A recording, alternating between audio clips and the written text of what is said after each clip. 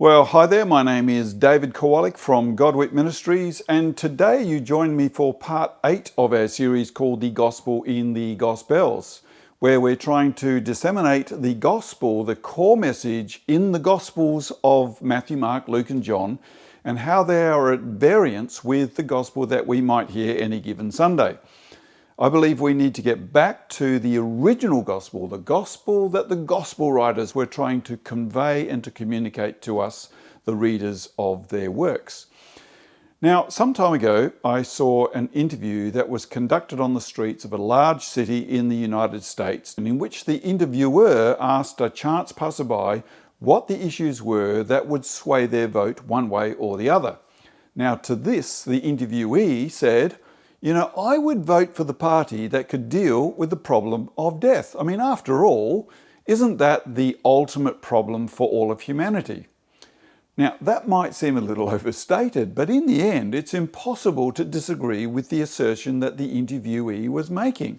I mean, death makes a mockery of every human endeavour, and it turns every political hope ultimately to dust. Now, in Isaiah 25, verse 7, the prophet poetically describes how the spectre of death hangs over the entire human race like an overwhelming shroud of disgrace and shame that, and I quote here, enfolds all peoples and covers all nations. So it's a universal problem. However, in verse 8, the prophet goes on to say that he, that is the Lord, will ultimately swallow up death forever. The sovereign Lord will wipe away the tears from all faces. He will remove his people's disgrace from all the earth. End quote. So what's going on here is that just as death has a universal effect, the work that Jesus will do has a universal effect as well. Now, sometimes we can entertain ourselves and momentarily forget about the spectre of death, but eventually it ends up invading and staining everything. Some years ago, I conducted a funeral for a man I had only 1 year previously known as a groom. I had had the privilege to be the celebrant at his wedding, but now I had the sad distinction of also being the minister at his funeral just 12 months later. Now, the bride was a girl who had been a member of our congregation for many years, and her wedding day was a joyful and happy celebration. But here we were 1 year later, and she was in the front row of the church building, given over to the ghastly thrall of grief as she was forced to say goodbye to her young husband. It was an overwhelmingly tragic and terrible event. And to be honest, in that moment, I felt affronted and invaded by death. Indeed, the whole congregation was overwhelmed with the shame of our human condition that rendered us completely powerless in the face of this great destroyer. And in that moment, I resented and I hated death, as if death were a person who had harmed a member of my own family. Now, of all the signs that are recorded in the Gospels, the one that stands over and above all the rest, of course, is the raising of Lazarus from the dead. That story, of course, is recorded in John's Gospel in chapter 11. And what's really interesting in this story is that Jesus deliberately and purposefully engineered the circumstances of the events that surrounded the death of Lazarus in order to make a point to reveal that God is the victor over death and that the kingdom of God will put an end to death ultimately. And he was therefore fulfilling the hope that's held out in verse 8 of Isaiah 25. He is the one who ends up swallowing up death forever. And not just physical death either, but death on every level, relational death between us and God and between one human being and another, and ultimately between humanity and creation as well. Death isn't just the enemy of you and me, of humanity. Death is the enemy of everything in creation. And in John's Gospel, we discover that Jesus also hated death in a visceral and an emotional way. And by visceral, I do mean in a way that really deeply affected his emotions. In John 11, when Jesus is confronted with the grief of his friends and the gathered crowds, he's described as being, in verse 33, deeply moved in spirit and troubled. And then a little later, we have, of course, John 11, verse 35, the famous verse where it says that Jesus wept. And then at the tomb itself, John records that Jesus once more, in verse 38, was deeply moved when he came to the tomb. Now, let's have a look at this story afresh.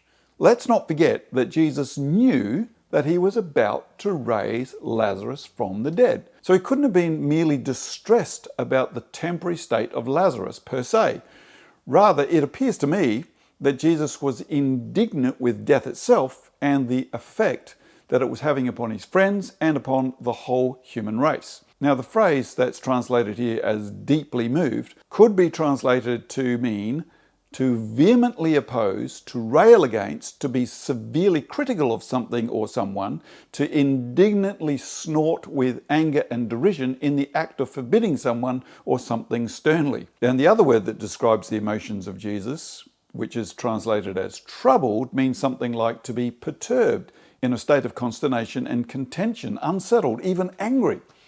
Now, have you ever had to install new software on your computer and it's not working out for some reason? Or have you seen an umpire make a decision which is clearly wrong, especially as it regards the team that you're supporting?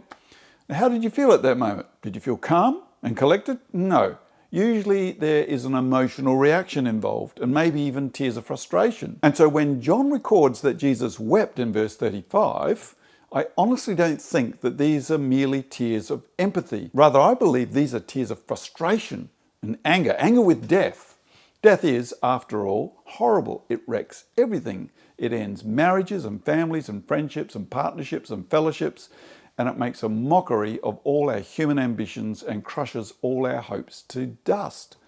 And no one has ever stood up to it successfully in history. Now, I believe Jesus was angry and that he wanted to demonstrate the power of the coming kingdom and of the ultimate hope and reveal the power of the kingdom of God. So in verse 38, Jesus asked to be taken to the tomb so that he can have a pre-match showdown with death, I believe. It almost seems like he was keen to land a punch on the face of death as a foreshadowing of his ultimate victory over death on the cross and in his own vicarious resurrection. He wanted to rough death up a bit in a pre-match showdown before the big event. Of course, even before he raised Lazarus from the death, he was conversing with Martha and he said, "I am the resurrection and the life. The one who believes in me will live, even though they die. And whoever lives believing in me will never die." Do you believe this? And in verse 27, Martha answers, "Yes, Lord," she replied, "I believe that you are the Messiah, the Son of God, who is come into the world." So you can see this story is all about Jesus as Messiah. However, I believe Martha was looking to the end of ages, when the hope of the resurrection might take place. But Jesus was here giving a taste of things to come as a sign of the future reality right in front of her and all of the other Jews. And so he snatches one person, temporarily at least, from the jaws of death, demonstrating the goodness of the good news about the kingdom of God. Indeed, John goes on to say, in verse 45, "Therefore, many of the Jews who had come to visit Mary and had seen what Jesus did believed in him." And by believe here, we mean faithful, obedient, and allegiance to Jesus as the true king. And in contrast to this, there is the reaction of the chief priest and the Pharisees, which was exactly opposite. Interestingly, they did not call in question the facts of the case. They believed that Lazarus was indeed raised from the dead. They even recognized that Jesus was indeed accomplishing signs, if you read the text of John 11. But in spite of all this, they did not change their allegiance. On the contrary, they plotted to have both Lazarus and Jesus murdered. So it turns out that seeing is not necessarily believing. So this whole story is all about whether or not Jesus is the Messiah who is bringing the kingdom of God. The gospel in the Gospels is a presentation of the good news that God's kingdom has finally come in the person of the true Messiah, the one chosen and anointed by God to lead humanity into the light, into the truth, and into the ultimate restoration of our bodies in a physical creation, not just as spirits going off to some place called heaven. Now, I've mentioned this before, but did you know there's not a single verse anywhere in the Bible that mentions anything about anyone going to heaven when they die. Instead, what we have is the hope of the physical resurrection of our bodies and the restoration of the physical creation. It's a return to the original plan of the creation, with us ruling and reigning with Jesus as the Anointed One.